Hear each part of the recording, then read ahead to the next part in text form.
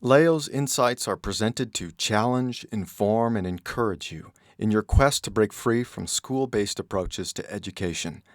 Building upon a foundation of unschooling, we sincerely hope these insights help you to consider how education can be truly unlimited. He was certainly an energetic boy. As he zoomed past his mother and me, I realized this fellow, now registered for home education through us, was not ready for formal education. I asked his mother if she thought he was ready, and her answer somewhat baffled me.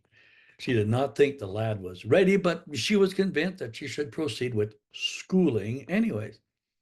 When I asked her to explain, she said the authorities expected a child to start formal training by age 6. What authorities? I asked. She named government and schools.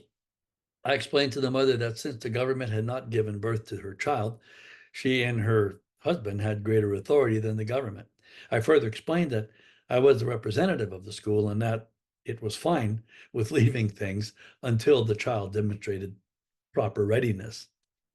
Although the mother had her reservations, she decided to follow my suggestion not to abuse this young fellow by making him do things he was not ready for. When I returned the following spring, I was very pleased to hear that there had been no schooling done since my last visit.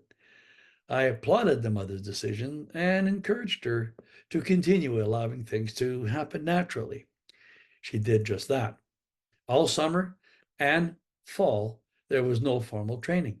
The following spring found the boys still playing and still not interested in much else.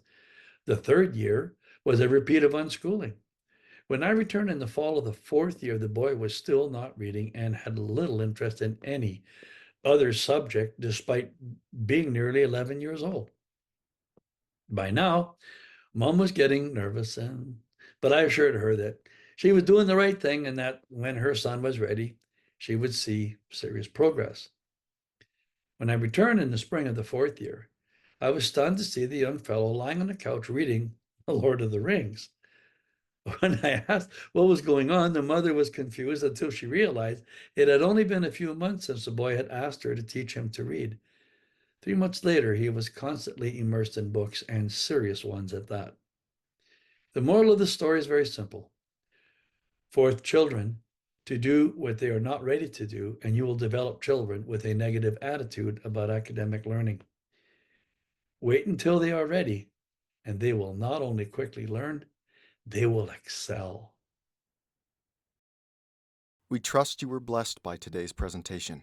For more helpful information to guide you in your home education journey, please visit educationunlimited.ca and leogaumont.com.